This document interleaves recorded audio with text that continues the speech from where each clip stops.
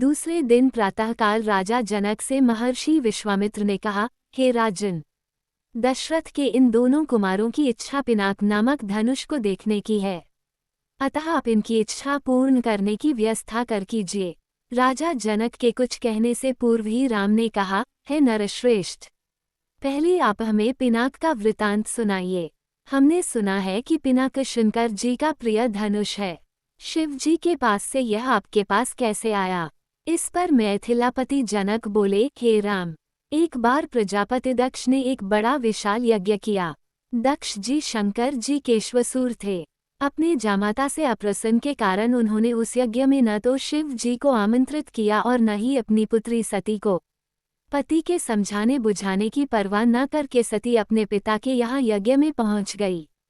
वहाँ सती का बहुत अपमान हुआ। सती ने देखा कि देवताओं के लिए यज्ञ का जो भाग निकाला गया था उसमें शिव जी का भाग था ही नहीं।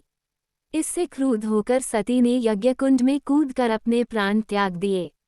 महादेव जी के गणों ने, जो सती के साथ राजा दक्ष के यहाँ आए थे, लौटकर महादेव जी को सारा वृतांत बताया। सती की मृत्यु की सूचना पाकर महादेव जी बड़े क्रुद्ध हुए। उन्होंने राजा दक्ष की यज्ञ भूमि में जाकर उस यज्ञ को नष्ट कर डाला।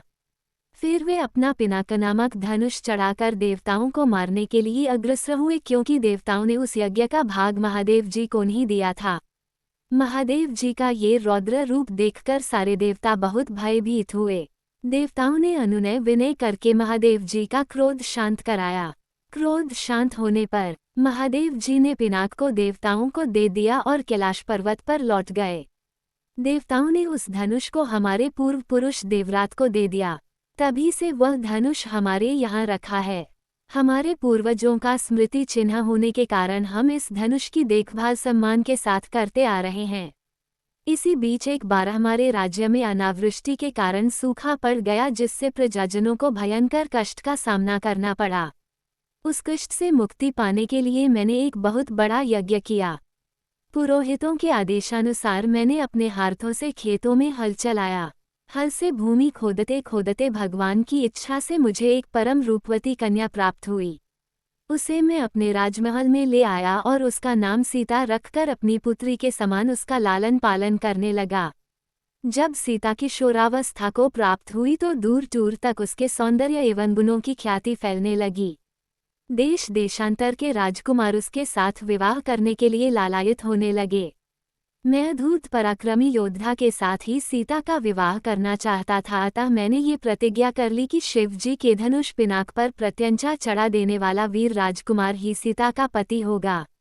मेरी प्रतिज्ञा की सूचना पाकर सहस्त्रों राजकुमार और राजा महाराजा समय समय पर अपने बल की परीक्षा करने के लिए यहाँ आए, किंतु पिनाक पर प्रत्यंचा चढ़ाना तो दूर में उसे तिल भर खिसका भी न सके।